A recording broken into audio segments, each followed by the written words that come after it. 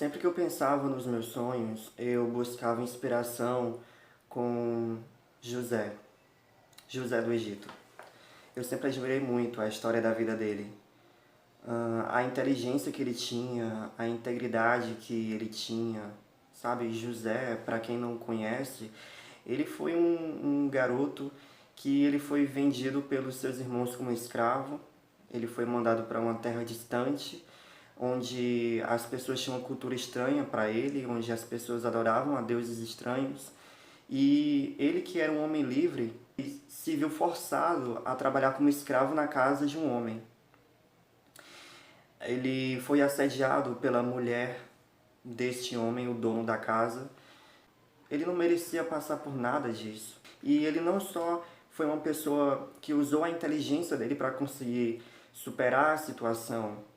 Ele foi uma pessoa que ele foi altamente fiel a Deus, aos seus princípios, e ele não cogitou em nenhum momento em abandonar a Deus. Eu acho isso fascinante na história de José, pois mais tarde ele foi exaltado por Deus para se tornar o governador do Egito e salvar as terras, as nações daquela localidade de uma grande seca e de uma grande fome. E esse sempre foi o plano de Deus desde o começo, levar José para o Egito para que ele se tornasse governador. E eu pensava assim comigo mesmo, cara, você nunca vai ser José, você nunca vai ter a inteligência que ele tinha. Para começar, eu nunca fui tão fiel a Deus como José foi, a ponto de não se vender e de não se render. E aí, por outro lado, as pessoas sempre me comparavam muito com o rei Davi. Porque Davi era pequeno, que nem eu, e porque as pessoas olhavam para a cara de Davi e não davam muito valor para ele, assim como eu. E eu sempre fiquei muito lisonjeado com isso, mas eu sabia que Davi era outro cara que eu jamais chegaria aos seus pés. Porque Davi ele era um cara que tinha um coração muito forte e, diferente de José, Davi pecou. Ele também era um homem pecador, assim como eu, mas Davi ele era um cara segundo o coração de Deus, gente. Ele tinha uma relação única com Deus, que não é a mesma coisa que acontece comigo. E aí, de forma inesperada, sempre que eu buscava revelação diante de Deus, sempre que eu buscava a presença de Deus, tentando compreender a minha vida, tentando me conhecer, tentando saber quem eu sou e do que Deus tem para fazer na minha vida, ele sempre me chamava a atenção para conhecer a história de Ana. E eu jamais quis buscar inspiração com Ana ou me aprofundar na história de Ana, porque Ana, a história dela é muito bonita, mas antes dela se tornar uma mulher plena, ela foi muito sofrida. Para quem não conhece, a história de Ana, ela está no capítulo 1 do livro de 1 Samuel.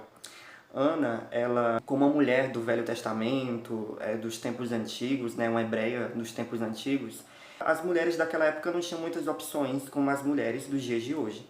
Se as mulheres não quisessem se prostituir, elas poderiam se casar com algum fazendeiro, com algum camponês, ou de repente se casar com um cara rico e poderoso e se tornar uma mulher rica e poderosa da alta sociedade. E a Ana não queria nada disso. Tudo que ela queria na vida era ser mãe. O sonho dela era ser mãe. Ela queria ter um bebê. Mas ela não podia, porque Ana era estéril. E assim, pessoal, Ana dividia o marido dela com outra mulher. E essa outra mulher tinha filhos, e essa outra mulher ficava zombando da cara de Ana o tempo todo pelo fato de ela não poder ter filhos. E a Ana ficava profundamente deprimida, pessoal. Ela não comia, ela ficava muito angustiada. O marido dela questionava para ela o tempo todo: poxa, será que eu não sou importante para você? Será que eu não tenho mais valor para você do que 5, 10 filhos? E a gente sabe que não é bem assim, né? Ter um marido, ter uma pessoa para casar e ter um filho é uma coisa bem diferente. Até que um dia, a Ana, ela, como uma mulher de Deus, ela fez uma entrega ao Senhor por meio de um voto, dizendo: Senhor, se você me der um filho, eu vou mandá-lo para escolas de profetas para que ele seja teu sacerdote. Ou seja, Ana iria mandar o seu filho, tão esperado, para um lugar distante, para ele ser profeta de Deus. E assim Deus atendeu ao seu pedido.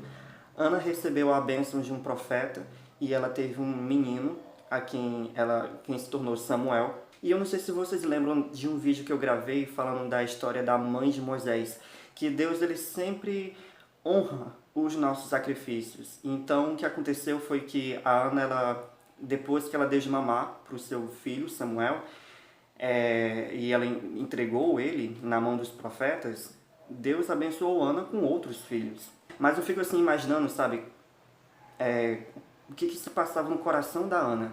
Pessoal, nós vemos aí o tempo todo pessoas, meninas engravidando por acidente. E a Ana não conseguia ter filho. Uma coisa que até os animais conseguiam fazer com naturalidade, a Ana não conseguia. E eu fico me imaginando assim, a angústia que pesava no coração dela. Eu conheço uma Ana contemporânea, que eu acho que vocês conhecem também, que é a pastora Fernanda Brum. Para quem não sabe o testemunho de vida dela, a história da família dela, a pastora Fernanda Brum, ela tem 2 filhos. Mas para que ela tivesse esses 2 filhos, ela perdeu 6 bebês com abortos espontâneos que ela sofria desde que ela se casou. E eu fico imaginando, sabe, tipo assim, o peso que uma pessoa dessas sofria. O link para você assistir o testemunho dela tá aqui na descrição, tá legal? Eu fico imaginando assim o peso que ela tinha, sabe? Porque ela era uma pessoa influente, ela era uma líder, ela era uma pregadora. E ela vê uma situação como aquela acontecendo com a vida dela. Eu fico me imaginando também o que é que passava na cabeça do marido dela, sabe? Tipo, eles queriam ter filhos e não podiam ter. Para cada aborto espontâneo, ela corria risco de vida, gente. Então ele podia não só perder a oportunidade de ser pai, como perder a oportunidade de perder a esposa. Mas eu só me senti inspirado para gravar esse vídeo depois que eu assisti o testemunho do pregador Samuel Wagner. Para quem não conhece, Samuel Wagner ele é um pastor muito influente aqui em Fortaleza. Ele tem um programa de rádio. O testemunho de vida dele, a história da vida dele é que ele nasceu num lar que era católico, onde as pessoas eram católicas fanáticas, entendam. Não que existe algum problema na religião do catolicismo, mas é porque ele apenas vivia a religião que foi ensinado a seguir pelos pais. Mas ele não tinha nenhum relacionamento com Deus, ele não compreendia quem Deus era. A única experiência que ele teve com Deus na vida dele, que foi a primeira de todas as experiências que ele teve com Deus na vida dele, foi numa igreja evangélica. Então, convenientemente, ele quis ir para a igreja evangélica, mas a família dele o proibia de todas as maneiras, sabe? Ele era proibido totalmente de ir para a igreja evangélica. E, tipo, ele foi desconsiderado pela própria mãe, sabe? A mãe disse que não considerava mais ele como filho, e os parentes também não queriam mais ele na família, só por ele querer ir para outra igreja. Ele levava surra da mãe dele quando ele era flagrado orando dentro do quarto dele. O link do testemunho dele também tá aqui na descrição.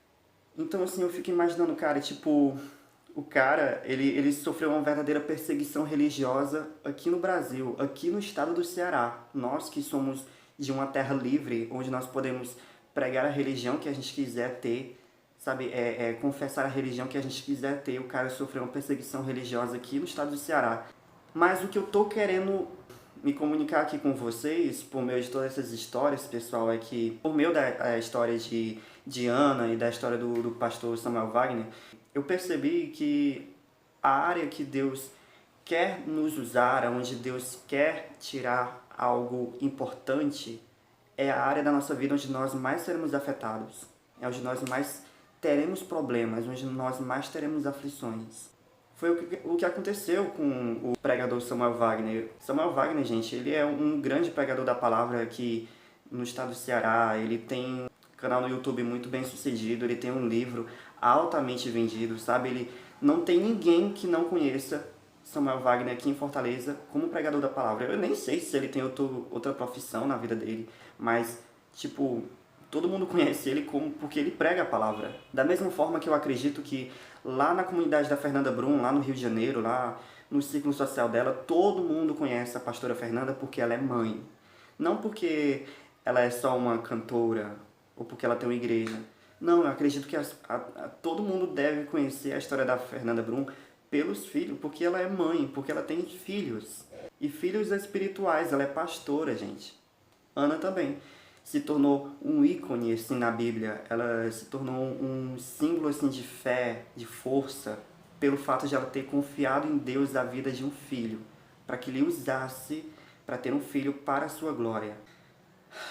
Existe uma área na minha vida que ela é uma área em particular, algo que eu sonho com Deus há muito tempo, mas ela é infrutífera. Tipo, não dá certo, sabe? E eu não tô falando do YouTube, tá? Não era o sonho da minha infância ser youtuber quando eu crescesse. YouTube aqui é uma coisa que surgiu por meio de revelação de Deus e foi algo muito recente. Mas existe uma coisa muito mais antiga do que o YouTube na minha vida, que eu gostaria muito de ver florescer e frutificar para a glória de Deus.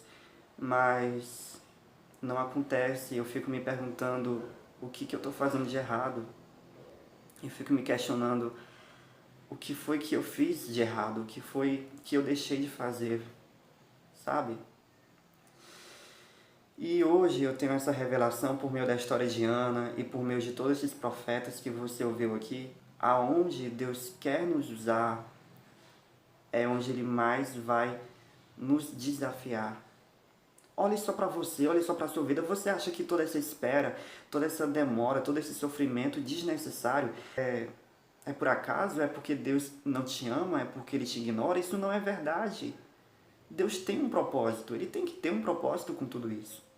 Se você conhece Deus, se você realmente sabe qual é o seu chamado, qual é o seu propósito aqui na Terra, se você sabe que você está no caminho certo, que os seus planos eles estão alinhados com a vontade de Deus, mas aquilo não acontece, bom, é porque Deus está te preparando.